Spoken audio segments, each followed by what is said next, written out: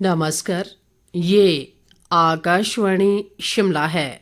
अब आप राजकुमारी चंदेल से प्रादेशिक समाचार सुनिए। आज के मुख्य समाचार। प्रधानमंत्री नरेंद्र मोदी ने 71,000 नवनियुक्त युवाओं को सौंपे नियुक्ति पत्र। केंद्रीय सूचना व प्रसारण मंत्री अनुराग सिंह ठाकुर ने कहा, केंद्र सरकार की विभिन्न योजनाओं के माध्यम से लाखों युवाओं को मिला रोजगार। ग्रामीण अर्थव्यवस्था को सुदृढ़ करने के लिए नई योजना शुरू करेगी प्रदेश सरकार। और परिवहन विभाग ने वाहनों के विशेष फैंसी नंबर जारी करने के लिए फिर शुरू की संशोधित ई ऑक्शन प्रणाली। अब समाचार विस्तार से। प्रधानमंत्री नरेंद्र मोदी ने आज 71,000 नवनियुक्त युवाओं को वीडियो कॉन्फ्रेंसिंग के माध्यम से नियुक्ति पत्र सौंपे। ये नियुक्ति पत्र देश भर में 45 जगहों पर लगे रोजगार मेलों में दिए गए।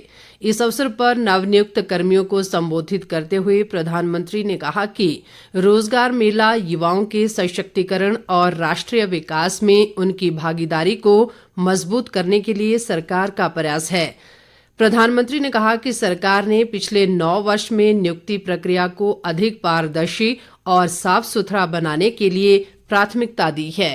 बीते 9 वर्षों में भारत सरकार ने सरकारी भर्ती प्रक्रिया को ज्यादा तेज करने, ज्यादा पारदर्शी और निष्पक्ष बनाने को भी प्राथमिकता दी है। पहले स्टाफ सिलेक्शन बोर्ड भर्ती प्रक्रिया को पूरा करने में करीब 15 से 18 महीने का वक्त लेता था। आज ये प्रक्रिया 6 से 8 महीने में पूरी हो जाती है। केंद्रीय सूचना व प्रसारण और युवा सेवाएं व खेल मंत्री अनुराग सिंह ठाकुर ने शिमला के गेयटी थिएटर में आयोजित रोजगार मेले में बतौर मुख्य अतिथि शिरकत की। इस अवसर पर अनुराग ठाकुर ने कहा कि प्रधानमंत्री नरेंद्र मोदी ने रोजगार मेले के तहत 1 साल में 10 लाख सरकारी नौकरियां देने का संकल्प लिया है। केंद्रीय मंत्री ने बताया कि हिमाचल प्रदेश में आज 561 युवाओं को विभिन्न मंत्रालयों में नियुक्ति पत्र दिए गए। 10 लाख सरकारी नौकरियां 1 साल में देने का जो संकल्प लिया है, उस निर्णय के अंतर्गत आज 5वां संस्करण भारत सरकार में नौकरियां देने के नियुक्ति पत्र का मुझे कहते हुए प्रसन्नता है कि पहले 4 संस्करणों में 2,88,000 युवाओं को अब तक रोजगार दिया जा चुका है और आज भी 71,000 के लगभग युवाओं को रोजगार दिए गए हैं जो सरकारी नौकरियां हैं। आज 5वें संस्करण के बाद लगभग 3,60,000 युवाओं को सरकारी और नौकरी देने का काम पूरा हो चुका है। हिमाचल प्रदेश में भी आज हमने 561 युवाओं को विभिन्न मंत्रालयों में सरकारी नौकरियों के लिए नियुक्ति पत्र देने का काम पूरा किया। मैं धन्यवादी हूं प्रधानमंत्री नरेंद्र मोदी जी का कि युवाओं को सरकारी नौकरी के माध्यम से राष्ट्र निर्माण में लगाएंगे। अनुराग ठाकुर ने कहा कि मुद्रा योजना के माध्यम से करीब 27 करोड़ से अधिक युवाओं को ऋण प्रदान किया गया और पीएम स्वनिधि योजना के तहत 10,000 रुपए से लेकर 50,000 रुपए तक का लोन दिया गया है। उन्होंने कहा कि स्टैंड अप और स्टार्टअप इंडिया के माध्यम से 1 लाख से अधिक स्टार्टअप्स शुरू हुए हैं और इसके तहत करीब 10 लाख युवाओं को रोजगार दिया गया है। देखिए, मैंने आपके सामने गिनवाया, मुद्रा के माध्यम से ही लगभग 27 से 28 करोड़ युवाओं को ऋण भी मिला, उन अपने उद्योग भी खड़े किए और उन्हें बाकियों को रोजगार देने का काम है। स्वनिधि के माध्यम से जहां 10,000 रुपए देने की शुरुआत की थी, वहां 50,000 रुपए भी रेडी पटरी और खड़ी वालों को देने का काम किया। इसी तरह से stand up India, startup India के माध्यम से जहां 1 लाख से ज्यादा स्टार्टअप्स खड़ी हो गई हैं, 10 लाख से ज्यादा युवाओं को उन्होंने रोजगार दिया है। वहीं पर हमारे स्टैंड अप इंडिया में महिलाओं से लेकर अनुसूचित जाति जनजाति ने भी उद्यमी बनने का काम किया। अनुराग ठाकुर ने कहा कि भारत ग्रीन हाइड्रोजन का हब बने, इसके लिए इस बार बजट में 19,700 करोड़ रुपए का प्रावधान किया गया है। भारत ग्रीन हाइड्रोजन का हब बने, इस बार के बजट में भी 19,700 करोड़ रुपए का प्रावधान उसके लिए किया गया और इसमें 8 लाख करोड़ रुपए से ज्यादा की इन्वेस्टमेंट अगले 3 सालों में आएगी। लाखों लोगों को रोजगार के अवसर मिलेंगे। 5 मिलियन मीट्रिक टन की एनुअल प्रोडक्शन भारत की होगी, जो देश के लिए और विदेशों के लिए भी एक अवसर होगा। और हिमाचल जैसे राज्य में छोटी ट्रेन पे, नैरो गेज पे उसको पहले प्रशिक्षित अगर किया जाएगा तो प्रदूषण भी कम होगा। कोयला या डीजल का उपयोग यहाँ पर नहीं होगा। आपको रेलवे में इलेक्ट्रिफिकेशन इस रूट पे नहीं करनी पड़ेगी। इस बीच अनुराग ठाकुर ने शिमला स्थित पार्टी कार्यालय दीपकमल में प्रदेश भाजपा अध्यक्ष राजीव बिंदल, संगठन महामंत्री सिद्धार्थन और सांसद सुरेश कश्यप से भेंट कर संगठन से जुड़े विभिन्न विषयों पर व्यापक चर्चा की। राज्यपाल शिव प्रताप शुक्ल ने कहा है कि विविध जातीय पृष्ठभूमि के बावजूद सिक्किम के लोगों ने हमेशा ही एकता और सद्भाव की भावना को बढ़ावा दिया है, जो शांति और आपसी सद्भाव का प्रतीक है। ये एकता वर्षों से सिक्किम की प्रगति और विकास में महत्वपूर्ण कारक रही है। उन्होंने कहा कि देश की समृद्धि में ये भाईचारा अत्यंत महत्वपूर्ण है। राज्यपाल आज राजभवन शिमला में सिक्किम राज्य के स्थापना दिवस पर आयोजित समारोह को संबोधित कर रहे थे। मुख्यमंत्री सुखविंदर सिंह सुक्खू ने कहा है कि प्रदेश सरकार ग्रामीण अर्थव्यवस्था को सुदृढ़ करने के लिए शीघ्र ही एक नई योजना शुरू करेगी। मुख्यमंत्री आज शिमला के निकट मशोबरा में आयोजित 2 दिवसीय सीपुर मेले के समापन अवसर पर बोल रहे थे। उन्होंने कहा कि प्रदेश सरकार ग्रामीण क्षेत्रों की जरूरतों से भली भांति परिचित है और इसी के दृष्टिगत नई योजना शुरू करने जा रही है। मुख्यमंत्री ने कहा कि कांग्रेस ने विधानसभा चुनाव के दौरान दुग्ध उत्पादकों से गाय का दूध 80 रुपए प्रति लीटर और भैंस का दूध 100 रुपए प्रति लीटर खरीदने का वायदा किया था और सरकार इस योजना को धरातल पर उतारने की दिशा में ठोस कदम उठाने जा रही है। उन्होंने सीपुर सड़क को 1 महीने के भीतर पक्का करने की भी घोषणा की। उद्योग मंत्री हर्षवर्धन चौहान ने कहा है कि प्रदेश सरकार राज्य में नए औद्योगिक क्षेत्र विकसित करने के लिए प्रयासरत है।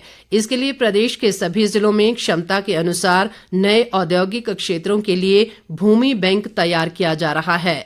हर्षवर्धन चौहान आज सोलन विधानसभा क्षेत्र की ममलीक पंचायत के जखड़ियों गांव में औद्योगिक क्षेत्र के लिए चयनित भूमि के निरीक्षण के मौके पर बोल रहे थे। उन्होंने अधिकारियों को औद्योगिक क्षेत्र के विकास के संबंध में उचित दिशा निर्देश भी दिए। उन्होंने कहा कि कंडाघाट में सूचना प्रौद्योगिकी क्षेत्र को समर्पित औद्योगिक केंद्र विकसित करने के प्रयास भी किए जाएंगे। स्वास्थ्य मंत्री धनीराम शांडिल भी इस मौके मौजूद रहे। परिवहन विभाग ने वाहनों के विशेष फैंसी नंबर जारी करने के लिए संशोधित ई-ऑक्शन प्रणाली आज से फिर आरंभ कर दी है। विभाग के निदेशक अनुपम कश्यप ने कहा कि इस प्रणाली में उप मुख्यमंत्री मुकेश अग्निहोत्री के निर्देश पर आवश्यक संशोधन किए गए हैं ताकि भविष्य में कोई भी शरारती तत्व इस प्रणाली से छेड़छाड़ न कर सकें। उन्होंने कहा कि शुरुआती चरण में संशोधित प्रणाली बैजनाथ और शिमला पंजीकरण प्राधिकरण में आरंभ की गई है। इसके सफल परीक्षण के बाद अन्य सभी प्राधिकरणों में भी ये प्रणाली शुरू कर दी जाएगी। संशोधित ई-ऑक्शन प्रणाली के अनुसार आवेदनकर्ता सोमवार से शनिवार तक विभागीय पोर्टल पर अपनी पसंद के विशेष नंबरों के लिए ऑनलाइन बोली में पंजीकरण के बाद हिस्सा ले सकते हैं। सामरिक दृष्टि से महत्वपूर्ण 427 किलोमीटर लंबे मनाली लेह मार्ग को 4x4 वाहनों के लिए बहाल कर दिया गया है। फिलहाल इस सड़क पर स्थानीय लोगों को ही वाहन ले जाने की अनुमति दी गई है। पर्यटकों को इस सड़क मार्ग से यात्रा करने के लिए अभी कुछ दिन और इंतजार करना होगा। लाहौल स्पीति के पुलिस अधीक्षक मयंक चौधरी ने कहा कि फिलहाल सुबह 8 बजे से दोपहर 1 बजे के बीच ही दारचा से सरचू की तरफ 4x4 और चेन लगे वाहनों को जाने की अनुमति होगी। उन्होंने कहा कि सीमा सड़क संगठन और जिला आपदा प्रबंधन प्राधिकरण से बातचीत के बाद ही इस सड़क को यातायात के लिए खोलने का निर्णय लिया गया है। उन्होंने कहा कि मौसम की परिस्थितियों को देखते हुए अगले सप्ताह तक इस मार्ग को पर्यटकों के लिए खोल दिया जाएगा। फिलहाल पर्यटक इस मार्ग पर पटसेऊ तक जा सकेंगे। उन्होंने ये भी कहा कि इसी सप्ताह सरचू में पुलिस चेक पोस्ट स्थापित कर दी जाएगी। धर्मशाला क्रिकेट स्टेडियम में 17 और 19 मई को होने वाले क्रिकेट मैचों के लिए सभी तैयारियां पूरी कर ली गई हैं। कांगड़ा के उपायुक्त निपुण जिंदल ने कहा है कि बेहतर व्यवस्था के लिए प्रशासन और पुलिस ने संयुक्त रूप से फुल प्रूफ योजना बनाई है और शहर को विभिन्न सेक्टरों में बांटकर निगरानी के लिए अधिकारियों को तैनात किया गया है। सुजानपुर भाजपा मंडल मीडिया प्रभारी विनोद ठाकुर ने देहरा के विधायक होशियार सिंह को जनमत का सम्मान करने और लोगों के विकास के लिए काम करने की सलाह दी है। विनोद ठाकुर ने एक बयान में कहा कि होशियार सिंह मुख्यमंत्री सुखविंदर सिंह सुक्खू को खुश करने के लिए घटिया राजनीति कर रहे हैं। उन्होंने कहा कि केंद्रीय मंत्री अनुराग ठाकुर ने अपने काम के दम पर मौजूदा मुकाम हासिल किया है। अंत में मुख्य समाचार एक बार फिर। प्रधानमंत्री नरेंद्र मोदी ने 71,000 नवनियुक्त युवाओं को सौंपे नियुक्ति पत्र। केंद्रीय सूचना व प्रसारण मंत्री अनुराग सिंह ठाकुर ने कहा, केंद्र सरकार की विभिन्न योजनाओं के माध्यम से लाखों युवाओं को मिला रोजगार। ग्रामीण अर्थव्यवस्था को सुदृढ़ करने के लिए नई योजना शुरू करेगी प्रदेश सरकार। और परिवहन विभाग ने वाहनों के विशेष फैंसी नंबर जारी करने के लिए फिर शुरू की संशोधित ई ऑक्शन प्रणाली। इसके साथ ही ये समाचार बुलेटिन समाप्त हुआ। नमस्कार।